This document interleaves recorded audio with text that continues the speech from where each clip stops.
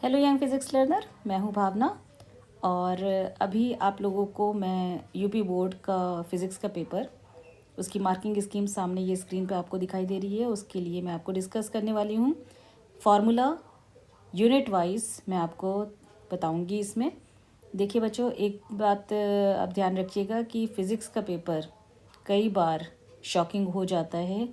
वो कोई भी बोर्ड हो, अभी सीबीएसई बोर्ड का फ़िज़िक्स का पेपर हुआ है जो कि काफ़ी बच्चों का रिव्यू ये है, काफ़ी डिफ़िकल्टी लेवल था। खैर, जो चीज़ हो चुकी है पास्ट में, उसको हम कभी भी रिकवर नहीं कर सकते। तैयारी हमेशा पहले से ही होती है। तो आप लोगों को अभी जो पेपर 6 मार्च को है फ़िज़िक्स का, यूपी बोर्ड के बच्चों का, तो आप लोगों को मैं फार्मूला, जो कि एक बहुत इम्पॉर्टेंट पार्ट होता है, जो कि बेस है डेरिवेशंस का भी। डेरिवेशंस हम करते ही हैं फार्मूला डिराइव करने के लिए, और दूसरा बेस है आपका न्यूमेरिकल का। तो बच्चे, आप लोग न्यूमेरिकल को अच्छे से अटैम्प्ट करने के लिए फार्मूला ज़रूर तैयार कीजिए। अभी आपके सामने जो ये स्कीम दिखाई दे रही है, इस स्कीम में आप लोगों को मार्किंग स्कीम है ये। इस स्कीम में आप लोग देखो तो जो फर्स्ट यूनिट है ये स्थिर वैद्युतिकी, इस इलेक्ट्रोस्टैटिक्स इसे हम कहते हैं। इलेक्ट्रोस्टैटिक्स 8 मार्क्स का है, तो आपको 8 मार्क्स के लिए ऑब्वियसली अच्छे से तैयारी करनी है। नेक्स्ट है वैद्युत धारा, करंट इलेक्ट्रिसिटी, ये 7 मार्क्स का है, इसको भी आपको अच्छे से तैयार करना है। वैद्युत धारा का चुंबकीय प्रभाव, magnetic effect of electric current या मैग्नेटिज्म तथा मैग्नेटिक चुंबकत्व लिखा हुआ है, ये 8 मार्क्स का है, इसको भी आपको तैयार करना है। एसी, ये भी आपको अच्छे से तैयार करना होगा। आप इस चैप्टर को स्किप भी कर सकते हो, और अगर आपने थोड़ा बहुत भी पढ़ा है तो हो सकता है उसमें से 1 मार्क्स 2 मार्क्स का क्वेश्चन आप लोग अटैम्प्ट कर पाओ। नेक्स्ट, ये जो प्रकाशिकी है, ऑप्टिक्स के 2 चैप्टर्स हैं, रे ऑप्टिक्स और वेव ऑप्टिक्स, इसको आप लोग 13 मार्क्स के लिए ज़रूर तैयार कीजिए, बहुत इंपॉर्टेंट है। नेक्स्ट है dual nature of matter and radiation, द्रव्य का द्वैत प्रभाव, द्वैत प्रकृति, ये भी आपको तैयार करना है। अच्छा चैप्टर है, इजी चैप्टर है और शॉर्ट है, तो आप लोग इसे तैयार कर सकते हो, ज़रूर तैयार कीजिए। एटम एंड न्यूक्लियाई, परमाणु नाभिक, 8 मार्क्स ज़रूर तैयार करना है। इलेक्ट्रॉनिक्स 8 मार्क्स ज़रूर तैयार करना है। यूपी बोर्ड में एक ईजी है कि आपके मैक्सिमम क्वेश्चंस जो आएंगे वो प्रीवियस ईयर पेपर से ही आएंगे, ये श्योर है। तो आपको जो प्रीवियस ईयर पेपर्स हैं वो ज़रूर लगाने हैं। और जैसा मैंने आप लोगों को पहले भी बताया हुआ है कि माध्यमिक शिक्षा परिषद, जो आपका यहाँ पर देखिए मेंशन है, माध्यमिक शिक्षा परिषद, इसकी एक वेबसाइट है। जो वेबसाइट है आप लोगों की वो है www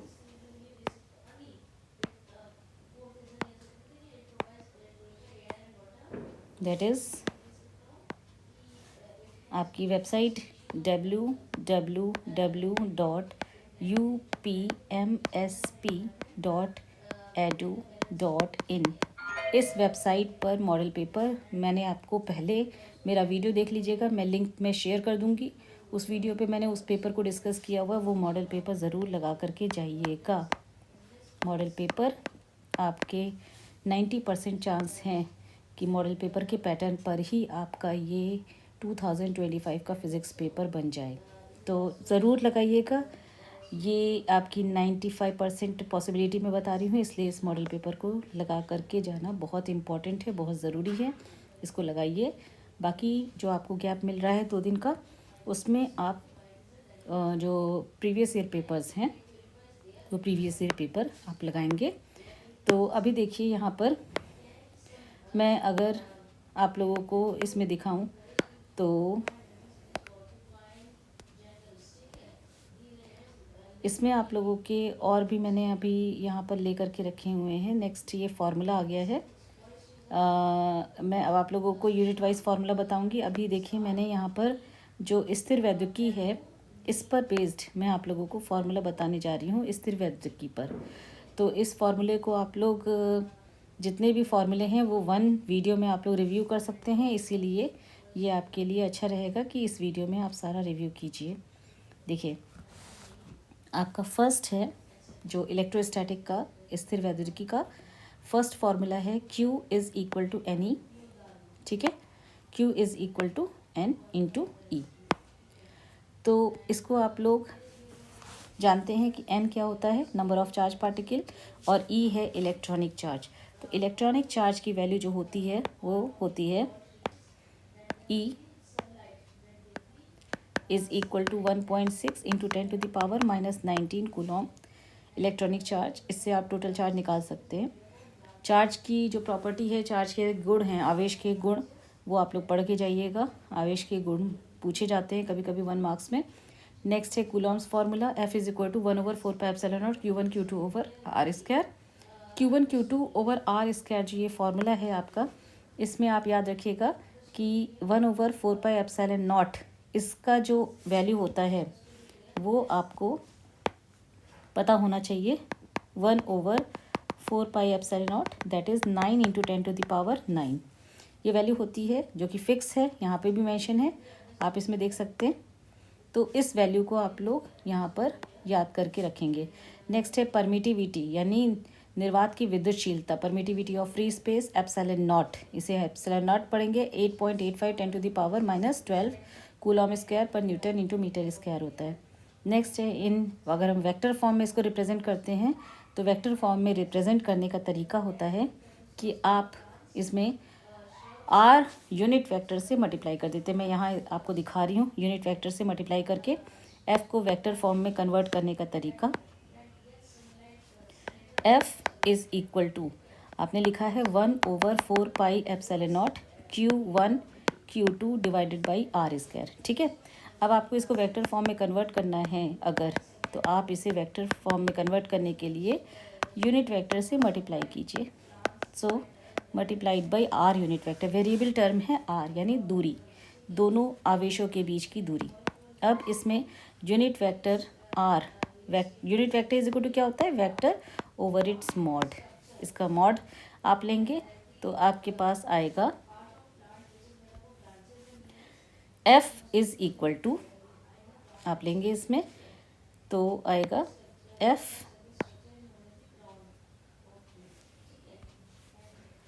is equal to, next आ गया आपका 1/4πε0 Q1 Q2 divided by are square. आपके पास आया vector r divided by r mod को हम सिंपली r लिख रहे हैं। इस r में जब आप वैल्यू पुट करेंगे तो आपके पास फॉर्मूला वेक्टर फॉर्म में आ जाएगा। That means f is equal to 1/4πε0 Q1 Q2 divided by r mod cube into vector r। तो इस फॉर्म में ये आपका लिखा गया है।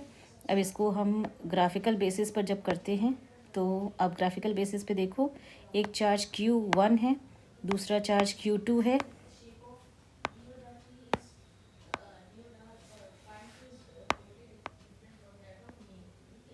ठीक है, Q1 का जो आपका पोजीशन वेक्टर है वो है R1 और Q2 का पोजीशन वेक्टर है R2। और हमने यहाँ से फोर्स ऑन सेकेंड चार्ज हम निकाल रहे हैं ड्यू टू फर्स्ट चार्ज, यानी दूसरे आवेश पर बल पहले आवेश के कारण। तो इसको निकालने के लिए हमने एरो का डायरेक्शन सेकेंड आवेश से फर्स्ट आवेश की तरफ बनाया हुआ है, और इसको हम क्योंकि सेकेंड से फर्स्ट की तरफ ले जा रहे हैं इसलिए R21 मैंने लिख दिया है। ठीक है, अब यहाँ पर लॉ ऑफ ट्रायंगल जब लगेगा तो लॉ ऑफ ट्रायंगल के अकॉर्डिंग्स में हम यहाँ पर अगर क्लॉकवाइज मूव कर रहे हैं तो हमारे डायरेक्शन में जो भी वेक्टर होगा वो पॉजिटिव हो जाएगा, और हमारे डायरेक्शन के ऑपोजिट में जो वेक्टर होगा वो नेगेटिव हो जाएगा। दैट मीन्स R1 हो गया पॉजिटिव, ऑपोजिट में आया R21, ये नेगेटिव हो गया, फिर ऑपोजिट में आया R2 तो ये भी नेगेटिव हो गया। That is equal to 0। So that is why R21 की वैल्यू हो जाएगी यहाँ पर, R21 मैं इस साइड ले जा रही हूँ राइट साइड में, तो यहाँ पे R21 की वैल्यू हो जाएगी R1 vector minus of R2। इस तरीके से हम R1 और R2 के फॉर्म में वैल्यूज़ को पुट कर देते हैं और हमारे पास आंसर्स आ जाते हैं फोर्स के लिए। तो force on second charge due to first हम यहाँ पे लिख सकते हैं second charge due to first, force on second charge due to first R21। ठीक है, तो इसके लिए आपने लिखा यहाँ पर R21, यहाँ पर क्या लिखना चाहिए R21, यहाँ पे R21, और R21 की वैल्यू कितनी है R1 माइनस ऑफ R2। तो इस तरीके से हम यहाँ पर वेक्टर फॉर्म में कन्वर्ट कर सकते हैं। ये ध्यान रखिएगा कि जब हम वेक्टर फॉर्म में लिखते हैं तो F12 वो माइनस ऑफ F21 आता है, यानी कि जो वैद्युत बल होते हैं वो दोनों आवेशों पर काम कर रहे हैं। अगर Q1 Q2 पर फोर्स लगा रहा है तो Q2 भी Q1 पर उतना ही फोर्स लगा रहा होगा। इसीलिए यहाँ पर न्यूटन्स का थर्ड लॉ, यानी to every action there is an equal and opposite reaction, हर क्रिया की प्रतिक्रिया होती है, ये यहाँ पर आपका आंसर, यानी कि ये फॉर्मूले में माइनस साइन शो कर रहा है। ठीक है, तो वेक्टर फॉर्म में हम इस तरीके से लिखते हैं। नेक्स्ट आ जाता है आपका force between the multiple charges. तो मल्टीपल चार्जेस में आप देखिए, एक जगह पर अगर बहुत सारे चार्जेस हैं 1 2 3 4 5 6 एंड सो ऑन, तो हम यहाँ पर किसी भी एक आवेश पर, Q0 आवेश पर, इन सभी आवेशों के कारण लगने वाले बल को निकाल सकते हैं। Q4 Q5 Q6 Q7 and so on. तो हम इन सभी आवेशों के कारण Q0 चार्ज पर कितना बल लगना चाहिए वो हम निकाल सकते हैं। यानी हमने अगर यहाँ पे लिख दिया F0, यानी Q0 चार्ज पे लगने वाला फोर्स, तो वो कितना हो जाएगा Q0 1 प्लस F Q0 2 की वजह से 0 Q0 चार्ज पे लगने वाला Q2 चार्ज के बेसिस पर जो फोर्स लग रहा है उसको हम इस तरीके से रिप्रेजेंट कर रहे हैं F02। Q0 चार्ज पर Q1 फोर्स चार्ज के बेसिस पे लगने वाला फोर्स है F01 एंड सो ऑन। तो इस तरीके से हम एक चार्ज पे लगने वाले फोर्स को निकाल सकते हैं। इसको हम कहते हैं प्रिंसिपल ऑफ सुपरपोजिशन, यानी कि नेट फोर्स जो होना चाहिए वो वेक्टर सम होना चाहिए the force due to all the charges. ठीक है, हम ये F0 जो है ये Q0 चार्ज पे हम इसको फोर्स को निकाल लेंगे। इसको हमने यहाँ पर आप देखिए तो समेशन फॉर्म में लिख दिया है इस तरीके से। आपको सिंपली न्यूमेरिकल जब आएगा तो आप इसमें सारे फॉर्मूले, यानी ये इस फॉर्मूले को यूज़ करके सभी वैल्यूज़ को पुट करके आप आंसर निकाल सकते हैं। नेक्स्ट है इलेक्ट्रिक फील्ड, वैद्युत क्षेत्र का।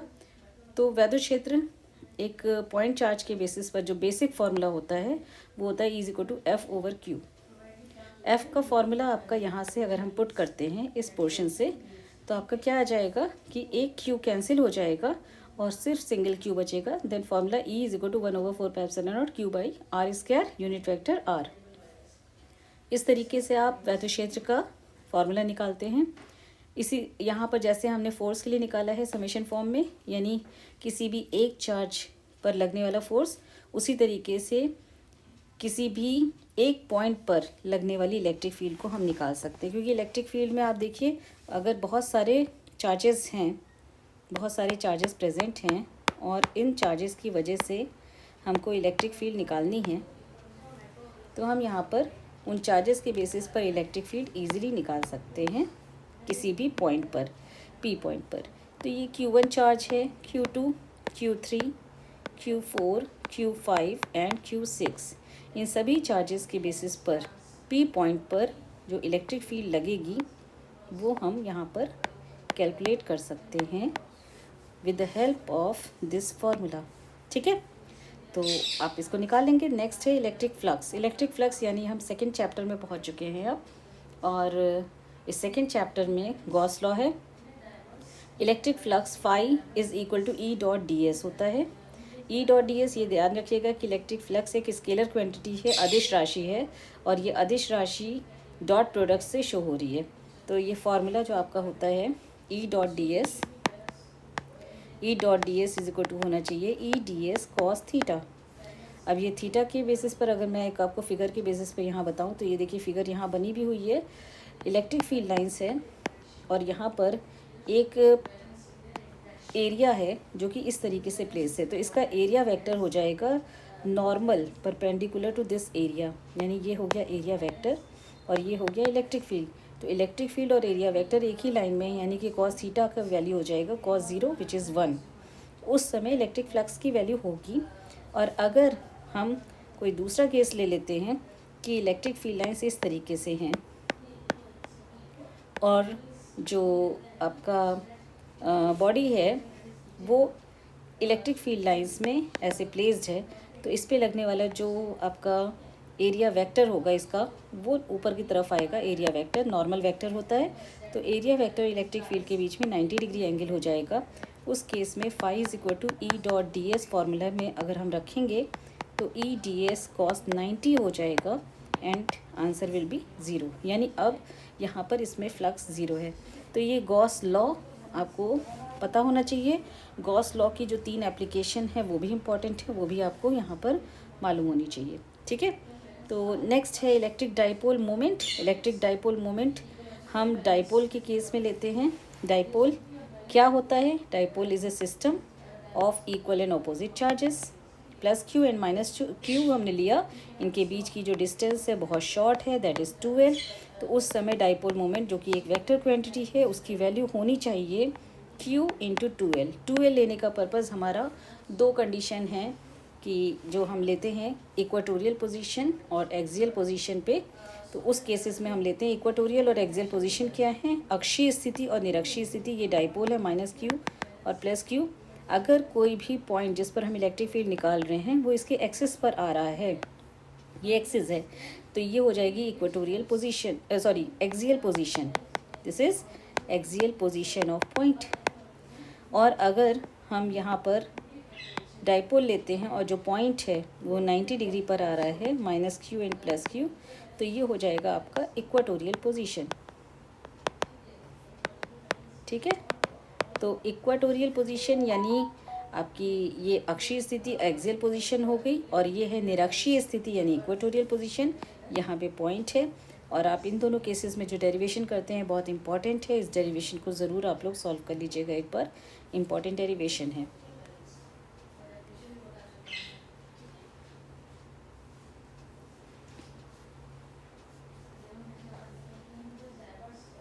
देखिए ये फॉर्मूले हैं सारे आपके, इन्हीं फार्मूले को मैं बता रही हूँ। हम लोग यहाँ पर थे, नेक्स्ट हम जाते हैं नेक्स्ट फार्मूले पर। तो नेक्स्ट फार्मूले पर आपका यही आपकी इक्वाटोरियल और एक्सियल पोजीशन है। तो इक्वाटोरियल और एक्सियल पोजीशन को अगर हम देखते हैं तो इसमें आपका देखिए एक्सियल पोजीशन पे जो ई का फार्मूला आएगा 2p आपका लिखते हैं यहाँ पर 1/4 pi epsilon not 2p divided by r cube. यहाँ पे क्यूब होता है। ठीक है, जो फर्स्ट फार्मूला था उसमें आर स्क्वायर था, पोजीशन वेक्टर के बेसिस पे जब आपने देखा था। तो फार्मूला क्या था, आप यहाँ पे देखो इलेक्ट्रिक फील्ड का फार्मूला। एक अगर आप पॉइंट चार्ज के बेसिस पे देखोगे तो उस समय फार्मूले में आर स्क्वायर आता है, जबकि अगर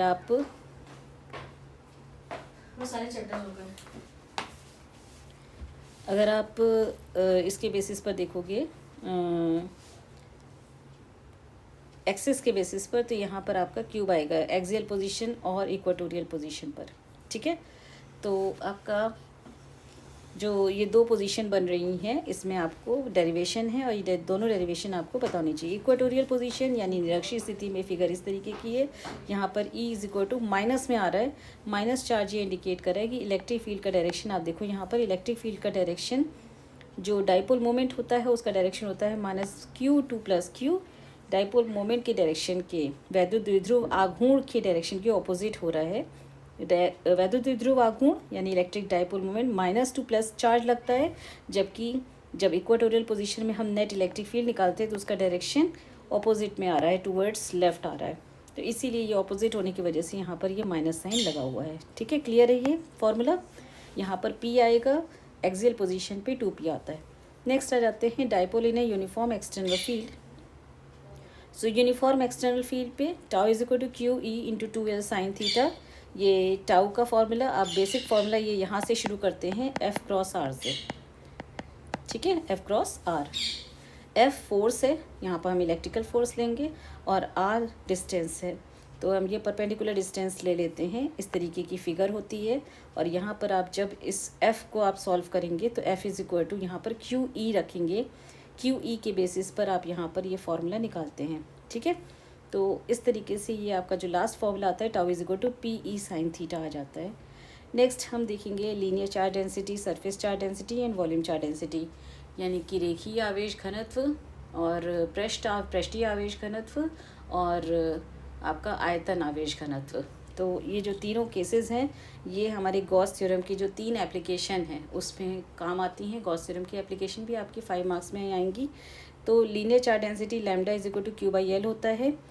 surface charge density Q by A होता है। एरिया आ जाता है, सरफेस है तो एरिया आ जाएगा, लीनियर है लाइन है तो लेंथ आएगी, और अगर वॉल्यूम है तो वी आ जाएगा, यानी rho is equal to Q by V हो जाता है। तो lambda, this is lambda sigma and rho, lambda sigma and rho. ये आपको ध्यान रखना है कि लैम्डा लीनियर चार्ज डेंसिटी है, सिग्मा सरफेस चार्ज डेंसिटी है और रो वॉल्यूम चार्ज डेंसिटी है। Next Gauss law, Gauss theorem जो आती है उसके बिहाफ पर हम ये पहले हमने फ्लक्स को डिफाइन किया, अब हम गॉस थ्योरम को बता रहे हैं। सो गॉस थ्योरम जो आती है वो होती है क्लोज्ड इंटीग्रल, ये जो बना हुआ है यहाँ पर इसको हम कहते हैं क्लोज्ड इंटीग्रल। ध्यान रखिए ऐसे बनता है, ये क्लोज हो गया इंटीग्रल, यानी कि ये अब ओपन नहीं होगा, इसकी लिमिट्स जो हैं वो ओपन नहीं होंगी। तो इसमें क्लोज इंटीग्रल यानी कि कोई भी बंद सरफेस होनी चाहिए। जैसे हमने ये एक चार्ज क्यू लिया है तो ये किसी न किसी पेरीमीटर के अंदर बंद होना चाहिए, क्लोज होना चाहिए। इस पेरीमीटर को हम कहते हैं Gaussian surface. This is Gaussian surface, ठीक है। तो गॉस लॉ में E dot D S is equal to Q by epsilon naught आ जाता है। इसको स्टेटमेंट फॉर्म में कहते हैं। E dot D S flux है, तो किसी भी आवेश जो कि एक गॉसियन सरफेस के अंदर बंद है, उस आवेश के कारण जो फ्लक्स होगा, बाहर जो फ्लक्स निकल रहा है वो आउटवर्ड फ्लक्स कहलाता है। और इसकी जो वैल्यू होती है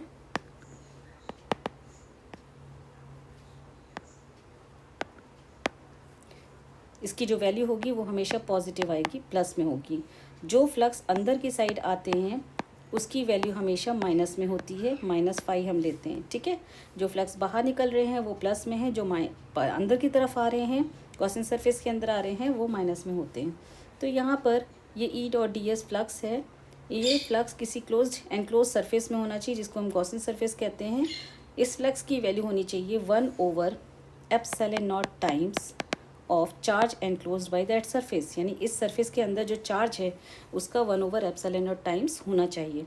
तो ये गॉस लॉ का स्टेटमेंट है और ये स्टेटमेंट आप लोगों को इम्पॉर्टेंट है, याद रखना है, क्योंकि इस स्टेटमेंट के बेसिस पर ही आपकी 3 एप्लीकेशन है जो पूछी जानी है।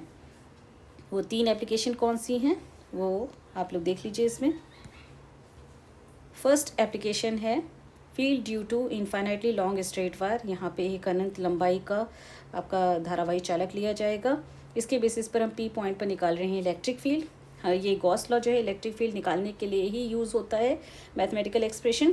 तो ई इज इक्वल टू जो फर्स्ट फॉर्मूला आएगा वो आएगा lambda, this one should be lambda over, that is lambda over 2 pi epsilon naught are.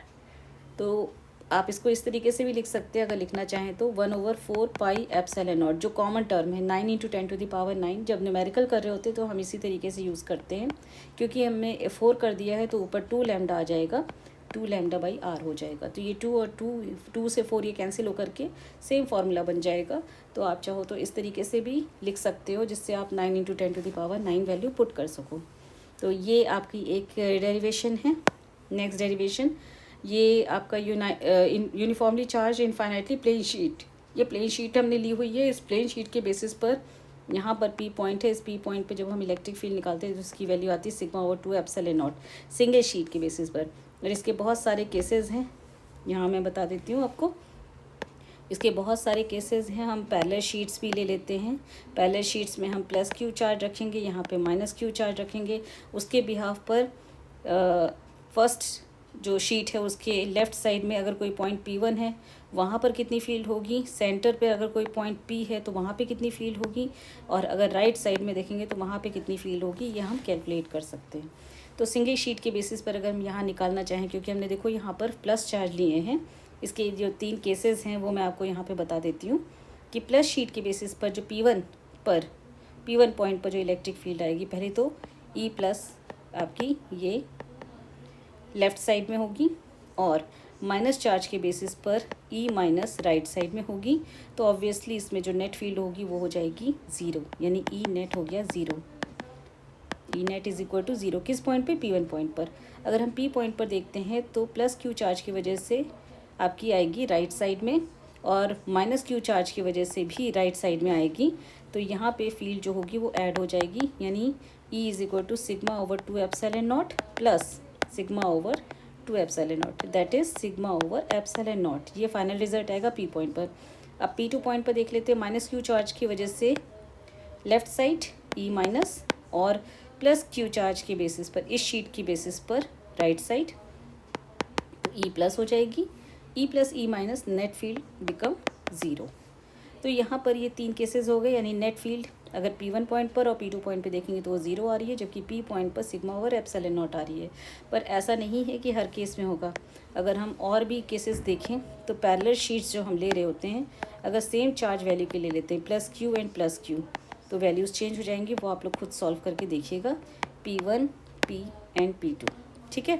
उसी तरीके से हम दूसरा और भी केसेस ले सकते हैं इसमें, कि दोनों में ही माइनस चार्ज ले लें, यहाँ पे माइनस क्यू और यहाँ पर भी माइनस क्यू। तब आप देखिए कि P1 P और P2 पॉइंट पर कितनी इलेक्ट्रिक फील्ड आती है। तो इस तरीके से बहुत सारे केसेस बनते हैं इस प्लेन शीट के लिए। तो वो सारे केसेस आपके न्यूमेरिकल फॉर्म में पूछे जा सकते हैं, इसलिए इस फॉर्मूले को ध्यान से समझ लीजिए। आई होप आप लोगों को समझ में आ भी गया होगा। तो नेक्स्ट आ जाते हैं field due to uniformly charge spherical shell. ये तीसरी एप्लीकेशन है गॉस थ्योरम की, ये भी एक डेरिवेशन है और इसके बेसिस पे जो फार्मूला आता है वो पॉइंट चार्ज के लिए जो फार्मूला होता है सिमिलर फार्मूला आता है। लेकिन ध्यान रखिएगा इसमें भी हम 3 केसेस लेते हैं। एक, इस शेल के अंदर इलेक्ट्रिक फील्ड कितनी होगी, इस शेल के सरफेस पे कितनी होगी और इस शेल के आउटसाइड पॉइंट पे कितनी होगी।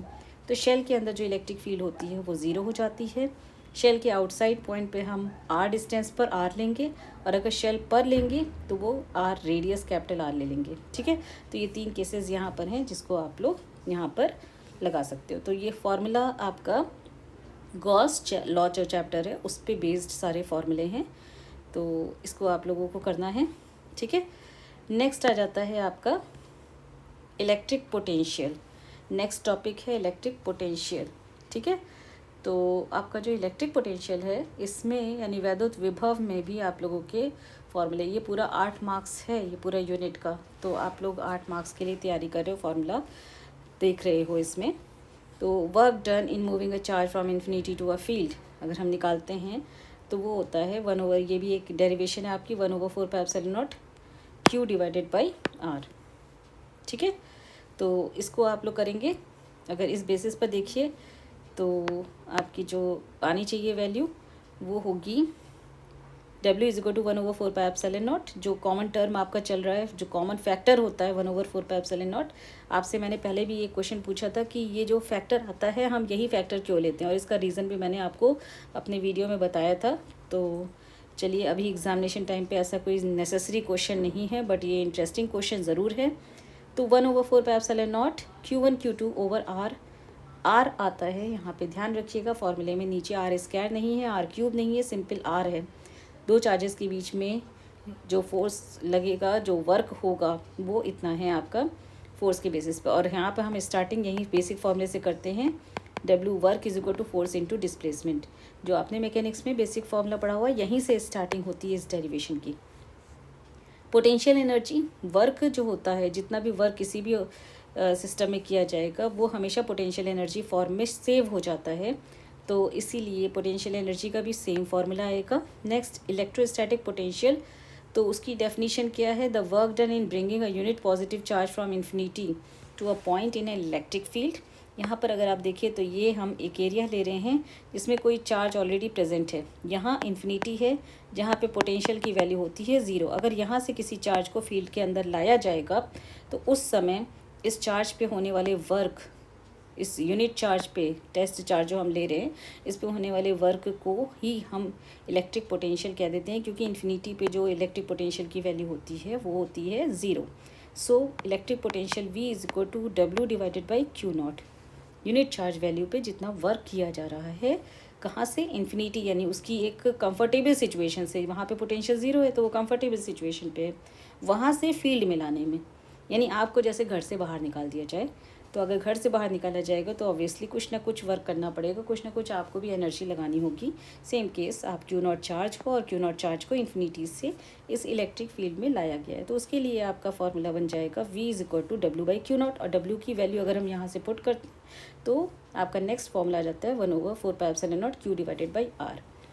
बच्चों ध्यान रखिए कि आपके जितने भी फॉर्मूले हैं वो इंटरलिंक्ड हैं, इसीलिए एक पूरी यूनिट का फॉर्मूला आपको एक साथ ही पढ़ना चाहिए। इवन जो फर्स्ट बुक है उसमें जो मेजर टॉपिक हैं, यानी इलेक्ट्रोस्टैटिक है, करंट इलेक्ट्रिसिटी है, मैग्नेटिक इफेक्ट है, और EMI है और AC है, ये सभी चैप्टर आपस में इंटरलिंक हैं, ठीक है।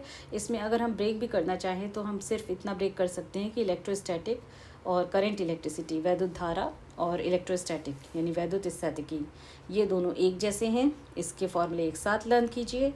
और वैद्युत धारा का चुंबकीय प्रभाव, चुंबकत्व, EMI और AC, ये सारा आपका एक साथ है। तो ऐसे इस तरीके से अगर आप तैयार करेंगे तो आपका तैयार होता जाएगा और आपको पता भी नहीं चलेगा कि आपने कितना पढ़ लिया है। एक बुक अगर आपकी तैयार हो जाती है एक दिन में, तो आपको दूसरी बुक दूसरे तरीके से तैयार करनी होगी, उसके लिए भी मैं आपको बताऊंगी, ठीक है। तो अभी फ़िलहाल यहाँ फोकस करते हैं। Work done is independent of path. अब देखिए यहाँ पर अगर हम चाहे हम फर्स्ट ये सीधे रास्ते से आए, चाहे यहाँ से आए, चाहे इधर से आए, यानी वो जो चार्ज है वो किसी भी रास्ते से आएगा, वो वर्क डन जो है वो इनिशियल यानी R पॉइंट और P पॉइंट पर ही डिपेंड करेगा। इनिशियल और फाइनल पॉइंट पे, जहाँ से वो चल रहा है और जहाँ तक वो पहुँचा है। वर्क डन जो होता है वो टाइप ऑफ पाथ पे डिपेंड नहीं करता है। इसका मतलब सिंपल सा ये है, आप स्कूल से घर जा रहे हो या घर से स्कूल जा रहे हो, तो आप कौन सा रास्ता, लंबा रास्ता लोगे तब भी वर्क डन उतना ही होगा, छोटा रास्ता लोगे तब भी वर्क डन उतना ही होगा। थोड़ा सा मैकेनिक्स से ये डिफरेंट है। इलेक्ट्रोस्टैटिक में वर्क डन जो होता है वो इंडिपेंडेंट ऑफ पाथ होता है। यहाँ पे पाथ पे कोई डिपेंडेंसी नहीं होगी, ठीक है। नेक्स्ट आपका जो ये कर्व है, ये कर्व भी ध्यान कर लीजिए। ये आपका जो 5th पॉइंट पे मैंने मेंशन किया हुआ है, E is proportional to 1/r²। बच्चों ये मैंने बहुत सारी बुक्स से कलेक्ट करके कलेक्टिव फॉर्म में ये फॉर्मूले बनाए हैं, इसलिए ये आपके काम आने वाले हैं, इसीलिए मैं आपको अभी ये शेयर कर रही हूँ। इंग्लिश में है, लेकिन हिंदी और इंग्लिश आप लोगों के लिए टॉपिक जो है सारे के सारे सेम ही होते हैं। उसको मैं हिंदी में बता भी रही हूँ। आप लोगों को भी इंग्लिश में पढ़ना चाहिए क्योंकि यूपी बोर्ड इंग्लिश और हिंदी दोनों मीडियम है। So E is proportional to 1/r²। इस बेसिस पर जो ग्राफ बनेगा, ये ऐसा ग्राफ अभी आप लोग देखिए अगर, तो CBSE बोर्ड में एक क्वेश्चन था, एक्सेलरेशन और डिस्टेंस के बीच में ग्राफ बनाना था। तो आपको ग्राफ तभी पता चलेगा जब आपको फार्मूला यानी रिलेशन पता है। तो रिलेशन के बिहाफ पर अगर आप देखेंगे तो E और R के बीच में ये ग्राफ आएगा और V और R के बीच में ये ग्राफ आएगा। तो आपको ध्यान रखना होगा कि किस तरीके से ग्राफ बनाना है। नेक्स्ट आ जाता है इलेक्ट्रिक डाइपोल का केस। जैसा आपने इलेक्ट्रिक फील्ड निकाली थी वैसे ही आपको विभव भी निकालना है, इलेक्ट्रिक पोटेंशियल निकालना है। तो अगर ये यहाँ पे कॉमन पॉइंट लिया गया P पॉइंट, इसी को हम एंड ऑन और डॉट साइड ऑन पोजीशन में कन्वर्ट कर सकते हैं। तो यहाँ पर आप देखिए तो V is equal to P cos theta 4πε0 r² आ रहा है। अब आप इसमें अगर अक्षीय स्थिति चाहते हैं, देखिए मैं आपको यहाँ बता देती हूँ। अगर अक्षीय स्थिति चाहिए तो आपको डाइपोल के एक्सिस पॉइंट पर P पॉइंट पर यहाँ पर आप V निकाल सकते हैं और उस V का वैल्यू आप जब निकालोगे तो 1/4πε0 P/r² आ जाएगा। इलेक्ट्रिक फील्ड का केस क्या आया था, 1/4πε0 2P/r³ आया था और यहाँ पर आ रहा है आपका P/r²। तो ये डिफरेंस है, यहाँ पर इस फॉर्मूले में भी रख करके आप चेक कर लीजिए। V is equal to P cos theta, cos theta है, थीटा अगर अक्षीय स्थिति में लाना है तो ये P पॉइंट इधर घूम जाएगा, ये P पॉइंट यहाँ पे घूमेगा यहाँ, तो ये कॉस थीटा का वैल्यू जो होगा यहाँ पे P पॉइंट आ जाएगा, यहाँ पे कॉस थीटा की वैल्यू हो जाएगी 0, cos 0 यानी cos 0 इज़ 1। तो इस तरीके से आप यहाँ पर एक्सियल पोजीशन पे निकाल सकते हैं। और अगर आपको इक्वाटोरियल चाहिए तो ये 90 डिग्री पर आ जाएगा, ये P पॉइंट इधर आ जाएगा, तो थीटा हो जाएगा 90 डिग्री और cos 90 हो जाता है आपका यहाँ पर cos 90 0 यानी कि इक्वाटोरियल पोजीशन, निरक्षीय स्थिति में किसी पॉइंट P पर जो विभव आता है वो 0 आता है। तो अब आपके लिए याद करने वाले केसेस क्या हो गए कि अक्षीय और निरक्षीय स्थिति के ये 4 डेरिवेशन है, E की वैल्यू और V की वैल्यू। तो अगर हम E की वैल्यू अक्षीय स्थिति में देखेंगे तो वो मैंने जैसे अभी आपको बताया 2P/r³ और वही पोटेंशियल की वैल्यू आई 1/4πε0 P/r²। निरक्षीय स्थिति में E की वैल्यू आएगी 1/4πε0 P/r³, जबकि पोटेंशियल की वैल्यू आएगी 0। ठीक है, तो इस तरीके से आपको ये 4 केसेस पता होने चाहिए। 4 केसेस आपने सॉल्व कर लिए तो आपकी डेरिवेशन 4 डेरिवेशंस हो गई और इन चारों डेरिवेशन में से कोई भी एक डेरिवेशन तो आनी ही आनी है, एक या दो भी आ सकती हैं। तो तैयार करते रहिए और पढ़ते रहिए। ठीक है, नेक्स्ट आ जाता है potential due to system of charges, जैसा आपने इलेक्ट्रिक फील्ड के केसेस में निकाला था वैसे ही यहाँ पर है। तो V इज इक्वल टू आपका 1/4πε0 summation I running from 1 to n QI over RIP। ये आपका मैनी चार्जेस की वजह से किसी भी पॉइंट पर इलेक्ट्रिक पोटेंशियल की वैल्यू हो गई। बहुत सारे चार्जेस हैं, जैसे इलेक्ट्रिक फील्ड के केस में था Q1 Q2 Q3 Q4 Q5 हमने ले लिए। हर एक चार्जेस के बेसिस पर पी पॉइंट पे कितना पोटेंशियल बनेगा वो हम निकालेंगे। V is equal to V1 plus V2 plus V3 plus V4 plus V5। इस तरीके से आपका नेट पोटेंशियल निकल जाता है। नेक्स्ट यहाँ पर है कि electric field inside the shell is zero. ये इंपॉर्टेंट पॉइंट जो पहले भी था उसी से है। This means electric potential inside the shell is always constant, so no work is done in moving a charge from one point to another inside the shell.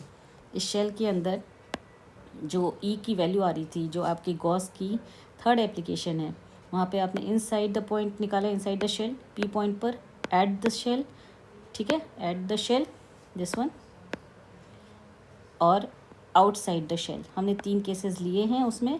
तो inside the shell अगर हम देखेंगे गॉसियन सरफेस बना करके, तो inside the shell में जो value आती है इलेक्ट्रिक फील्ड की वो ज़ीरो आती है। इलेक्ट्रिक फील्ड ज़ीरो होने का मतलब है कि इस पर कोई भी फील्ड वर्क नहीं कर रही है।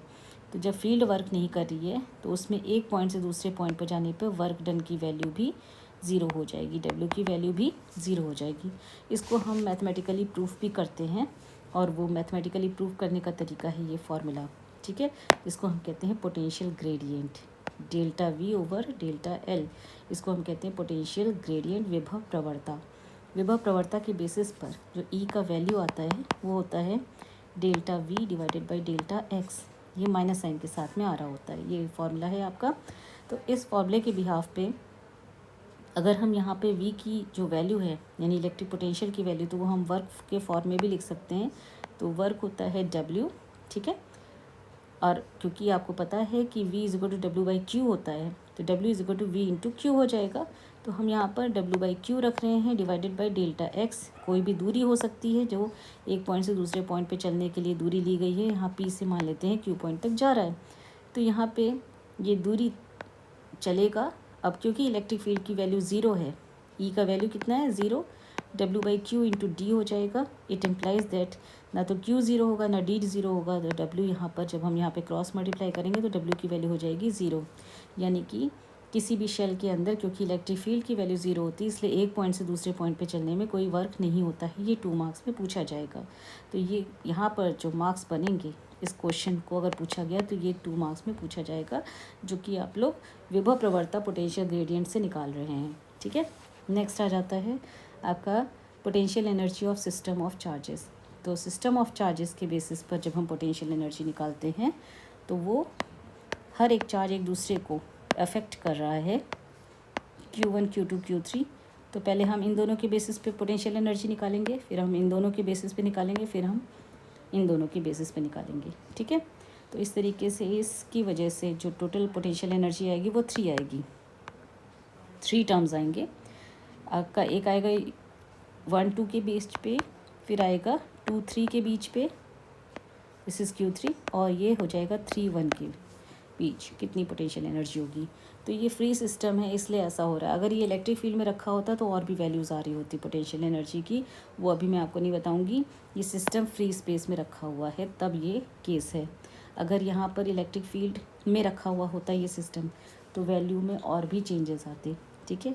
ये टर्म्स जो हैं ये बढ़ जाते, 3 टर्म्स और आ जाते, यानी टोटल 6 टर्म्स यहाँ पर आ सकते थे। तो चलिए अभी फ़िलहाल इतना ही आप पढ़िए, डोंट गेट कन्फ्यूज्ड। नेक्स्ट आ जाते हैं हम potential energy due to system of charges in the electric field. अब इलेक्ट्रिक फील्ड में जो मैंने अभी आपको बताया था वो लिखा हुआ है, लेकिन आपको इसको पढ़ने की ज़रूरत एज सच नहीं पड़ेगी, इसलिए इसको छोड़ दीजिए, ठीक है। तो ये वाला फार्मूला अभी आप स्किप कर सकते हैं, छोड़ दीजिए इसे। नेक्स्ट आ जाता है एक्सटर्नल फील्ड में डाइपोल अगर कोई रखा हो तो उसके बिहाफ पे, इसको भी अभी फ़िलहाल आप छोड़ दीजिए। ये जिन्होंने पूरे ईयर नहीं पढ़ा है उनके लिए तो ये अभी पढ़ना बिल्कुल भी कंफ्यूजिंग हो सकता है, इसीलिए इसको अभी आप छोड़ दीजिए, स्किप कर दीजिए। ये फार्मूला मत पढ़िए, इस पे बेसिस पे न्यूमेरिकल आना मतलब अगर पेपर लेवल डिफ़िकल्टी लेवल को बढ़ाना है पेपर का लेवल तो ऑब्वियसली उस केस में दे सकते हैं, लेकिन अगर डिफ़िकल्टी लेवल नहीं रखना है इतना तो उस केस में इससे रिलेटेड कोई भी न्यूमेरिकल नहीं आएगा, कोई डेरिवेशन आपके सिलेबस में है भी नहीं। ठीक है, तो इसको आप स्किप कर दीजिए। नेक्स्ट आ जाते हैं कैपेसिटर पे। कैपेसिटर टॉपिक अब आप लोगों का मैं नेक्स्ट वीडियो में लेती हूँ, क्योंकि ये वीडियो अब लेंदी हो रहा है, इसलिए नेक्स्ट वीडियो पे मैं आपको कैपेसिटर के आगे जितने भी टॉपिक हैं वो आप लोगों को बता दूँगी। तो 2 चैप्टर इसमें अभी रह गए हैं, एक कैपेसिटर है और एक आपका करंट इलेक्ट्रिसिटी में आपका जो रेजिस्टेंस टॉपिक है, किरचॉफ लॉ है, ये सारे हैं। इनको मैं आपको नेक्स्ट वीडियो में कवर अप करती हूँ। ठीक है, थैंक यू।